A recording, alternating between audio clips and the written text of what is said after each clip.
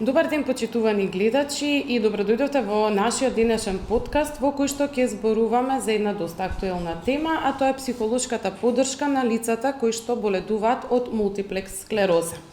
Во нашиот денешен подкаст гостин е господја Наташа Митровска, која што е лиценциран психолог од Психолошката асоциација и здружение Концепција.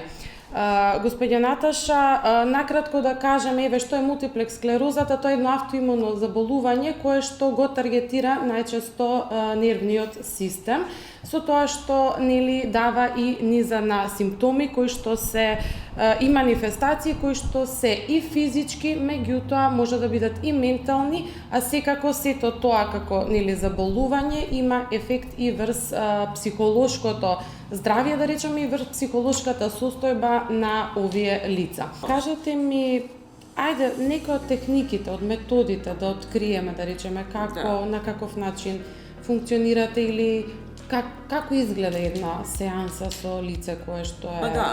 тука морам да кажам дека сеансите не се разликуваат многу од сеансите со луѓе од општата популација, бидејќи лицата со МС тоа сакам да прашам. Дали имаме некакви специфични разлики? Проблеми, нема кој знае што. Само што, јас како психолог треба да бидам, треба да најдам психолог кој што е запознат со симптомите, со текот на болеста на МС и со нивните конкретни симптоми што ги имаат како индивидуум, за да може полесно да работиме на надминување на проблемите, без разлика од кој тип се. Они имаат проблеми како и другите луѓе. Проблеми некоја со семејството, со партнерот, со децата, со емотивни проблеми. И тука се нормално и тие проблеми за стрес на работно место, стресовите, како да.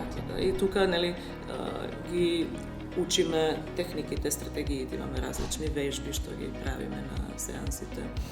И некогаш и домашна работа. Така нешто да се... После за да ја направиме вежбата како што треба.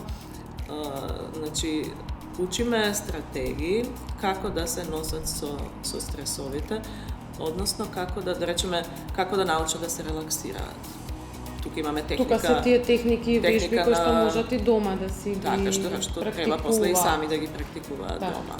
Техника на длабоко дишење, да речеме.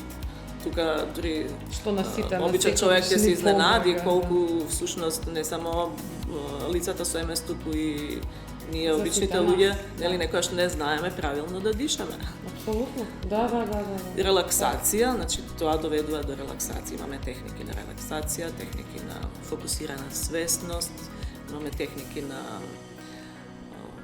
медитација, визуализација и водена визуализација исто една од поважните техники, бидејќи често се случува кај лицата со МС да кога ја дознаваат диагнозата, па и понатаму да речеме кога им се влошува состојбата, да имаат многу негативни мисли во главата, односно мислите се секогаш во облик на слики, они се гледаат себе си, да речеме веднаш во такви моменти со најнегативниот можен исход.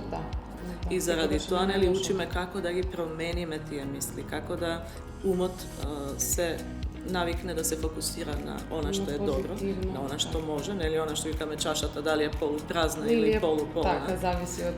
Да видиме што има, а не што нема и што не достига, и од тоа што има да го направиме. Да го извлечеме најдоброто и да бидат функционални.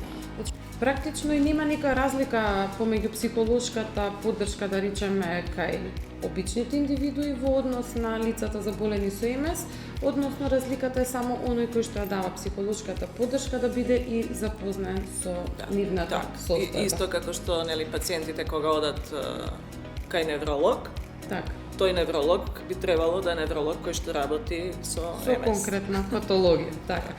Кажете ми, во однос на вашето искуство, и рековме дека во периодот на ковидот, се започна и тие онлайн советувања, кој е процентот, односно која, да речем, застапеност или заинтересираност, дали има разлика во однос на бројот на лица кои што тогаш ви се обраќа и сега кои што се обраќаат за психолошка поддршка? Дефинитивно е зголемен број бројот на лица кои Што е што се одлично. јавуваат за психолошка подршка и ние сме многу задоволни со целиот овој проект за психолошко советување и психолошка подршка, така да и се надеваме дека ќе има и понатаму зголемување на бројот. Мислам, али веќе се забележува. Дека лицата се отвараат, Значи, послободни дека се, така. полесно се јавуваат, Полесно дури го некогаш прифаќаат, членовите на семејството ги упатуваат, тие прво се се јавуваат. интересираат што така. Да, па потоа нели и самиот заболен од МС ќе се јави Ќе со се јави. сеанс. Имаме лица со МС со кои што редовно работиме уште од тогаш, кои Тоа што сакам да ве речеме прашам, трендот е најдобро ја задржан, така. сватиле потребата од Така. психолошката подршка. И кај си нив имаат континуирани имам најмногу успех. сеанси. Да, дефинитивно во однос на нештото нели да се успее треба да имаме некаков Така. континуитет и секако да работиме со стручно лице кое што ја познава, да речам, нашата проблематика или патологија во овој Бидејќи и случај. сите техники, методи што ги употребувам во работата со нив е нешто што е потребно да се работи на редовна база. Така.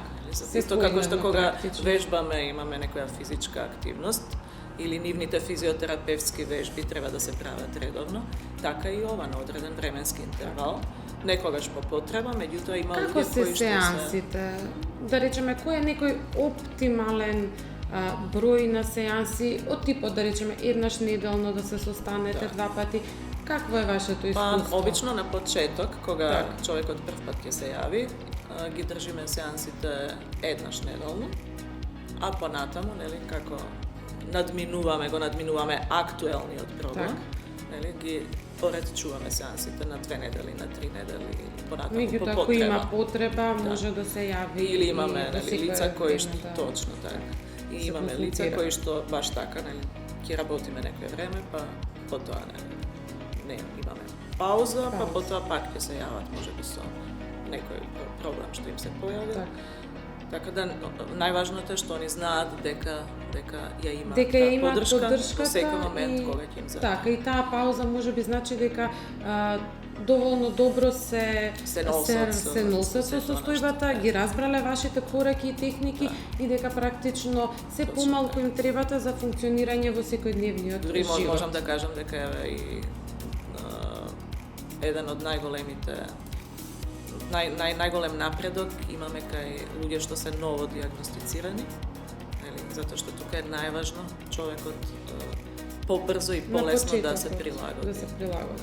Така. Но тоа не значи дека понатаму не им е потребно барем од време на време и Апсолутно никаков значи, случај тука совет е- или помош. секогаш Да. ги охрабруваме лицата со МС, членовите на здруженијето да ја користат колку можат Што може. повеќе Бидејќи знаеме и дека е достапна, ние секако ќе им порачаме нели да бидат слободни и да бидат опуштени во однос на тоа да ве побараат и да соработуваат Значи со сите вас. потребни информации ги има на страната на Националното здружение за МС, msmakedonia.org. Таму ги има значи контактите и начинот на кој што нели се воспоставува контакт за закажување термин. И ова психолошко здружение кој што го спомнавме, Да, концепција, за Значи, да таму стојат можат фактички да ве податоците за контактираат. концепција и Така. можат директно да ме контактираат. Така. Ајде и нешто од современиот, да речам, живот, бидејќи веќе знаеме дека можеме се да прочитаме и се ни е достапно, меѓутоа кажавме дека секогаш треба со резерва да ги примаме информациите кои што се достапни, еве конкретно на интернет, и спомнавте и вие, луѓето читаат најразлични симптоми, меѓутоа не секогаш тоа оди така како што е напишано, секој е индивидуален. Би сакала да ве прашам, еве општо, секојдневно веќе се потенцира тоа дека практично колку е подобра и стабилна, да речем, нашата психолошка состојба, ние практично даваме и некој благодет и можеме да ги контролираме, условно речено, состојбите на нашето тело во однос на физичко здравје и симптоми, односно, еве нешто накратко за онаа конекција од ваша стручна гледна точка ум-тело. Да, тоа е една од темите што јас сум ги работела во моето советувалиште, нели, како едукативна дејност на семинари, предавања и така натаму, како нашите мисли влијаат Така. на телото. Значи, тука е веќе докажано, особено последниве години, тоа е многу актуелно насекаде, дека во суштина целиот стрес и дури и оние болести што не сме ги сметале дека настануваат од стрес, сега се доаѓа до заклучок дека во 90 и повеќе посто се има зачеток во некои стресови, дали од поново време пред да се случи диагнозата или од претходно, дали е некој акутен или акумулиран стрес кој што ефектира. Како тоа се случува, фактички, нели, она што го спомнав пред малку. Со дишењето, со техниките, мислите, тоа сакам да ни го објасните накратко. Нашите мисли се во форма на слики, само што ние не го забележуваме тоа, бидејќи многу брзо се случува. За секоја мисла ние имаме слика. И со таа слика се делува на подсвест, на подсвесниот ум. Од подсвесниот ум ги создава емоциите, соодветни на тоа што го гледаме во умот, на тоа што го мислиме, и потоа тие емоции делуваат физиолошки. Значи се лечат одредени ензими, одредени хормони на стрес, нели така натаму, и почнуваат да прават одредена штета во нашето тело. Или бенефит. Време, или бенефит, нормално, ако се тоа позитивни мисли. Тоа е и целта на психолошкото советување со овие лица, особено, нели, воопшто со лица со хронични болести. Затоа што кај нив тој стрес е постојан, тие стравови се постојани, страфот од неизвестноста, што ќе биде утре. Стравот од неизвестноста, со развојот на болест. И затоа тука сакаме, нели, да делуваме најмногу и докажано е дека колку имаме попозитивни мисли, колку имаме попозитивен став, колку повеќе учествуваме во сопственото лекување, нели, кога имаме таква болест. Можеме да донесуваме подобри одлуки за себе, за своето лекување, за третманите. Нели, има различни третмани и во МС и треба заедно со својот доктор во однос на тоа кој третман е најсоодветен. Дали му одговара на пациентот тој третман или некој друг. Или ако не одговара, зошто не одговара и дека треба тоа да се прифати. Практично да ги смениме оние негативни мисли, негативни слики со нешто позитивно и да се адаптираме, да речеме, на решавање на, нели, конкретниот, да речеме, проблем и најсоодветно менаџирање. И денеска имаме веќе многу примери, еве и на интернет кога гледам, имаме документирани видеа, па и во книги, нели, литература, каде што се докажува, нели, каде што луѓето кажуваат дека се одредени психолошки техники, каде што ги менувале мислите и верувањата од негативни во позитивни, успеале во добар дел да ја надминат состојбата, во некои случаи дури се излекувале, иако еве имаме случаи на излекување што можеме да ги најдеме документирани, а се уште во класичната медицина се смета, нели, дека не постои лек за оваа болест. Постои само терапија која што успева да биде доволно, нели, за да не се влошува, симптомите да не се влошуваат. Меѓутоа има и во литературата веќе случаи. И јас би сакала, еве, науката да се занимава повеќе со тие случаи и да, нели, како што имаме статистика за дека, не знам, 85 до 90% од луѓето со МС имаат таа прва форма, релапсно ремитентна форма на МС. Останатите, нели, ја имаат на примарно прогресивна и дека сега од овие 85 до 90% половината, нешто повеќе од половината ќе преминат со време во прогресивна форма на МС. Но ајде да видиме, јас секој сум за тоа, ајде да видиме што ќе направат оние 40-50% што нема да преминат во прогресивна форма. И зошто, да речеме, не преминале? Дали имало нешто кое што тоа да се испита и затоа веламе дека секогаш психолошката поддршка фактички најмногу придонесува за тоа да дојдеме до тоа.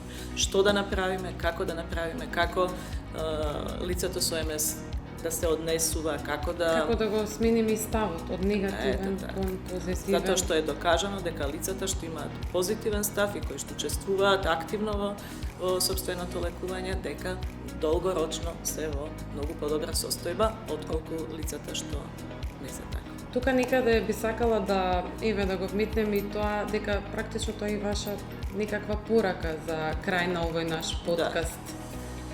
Па еве една порака до лицата што имаат МС, членовите на Сдруженијето и до сите, нели, воопшто лица со хронични болести, дека е добро, значи да гледаат да се информираат доволно, да гледаат да ја користат сета помош што им е на располагање. Значи, Националното сдружение за МС има многу работи што ги овозможува на нивните членови. И на членовите на нивните на блиското семејство. Така да сето тоа е во прилог на зголемување на квалитетот на нивниот живот. За луѓето да сватат дека и со МС, и со таква една диагноза може да се живее нормално, дека може да се живее трагично, квалитетно. дека може да се функционира практично и за лицата кои што се заболени од МС, меѓутоа и за лицата кои што нели си имаат и да речеме некои други форми на заболување. Како што вели еден стручњак за МС, вели дека е добро, ние сакаме вика да ја направиме МС, мултипла склерозата, да биде здодевна болест во наводници. Така. Како што е диабетесот, да речеме. Так. Диабетесот имаме еден нормален начин и поглед на тоа. Значи пред неколку генерации се можело и да се умирало од диабетес. А денеска ние не можеме ни да знаеме дека е некој диабетичар. Нормално функционира. Освен ако не знам седнеме и јадеме нешто благо, па он ќе го одбие благото. И така ќе дознаеме, иначе друго ништо не се забележува. Одлична порака за крај. Јас ви благодарам за денешното гостување и се надевам дека на сите наши гледачи им отворивме, да речам, едно поле, една друга перспектива и поглед кон тоа што значи и колку е значајна психолошката поддршка за лицата заболени со мултипла склероза. Благодарам и на вас. Благодарам уште еднаш.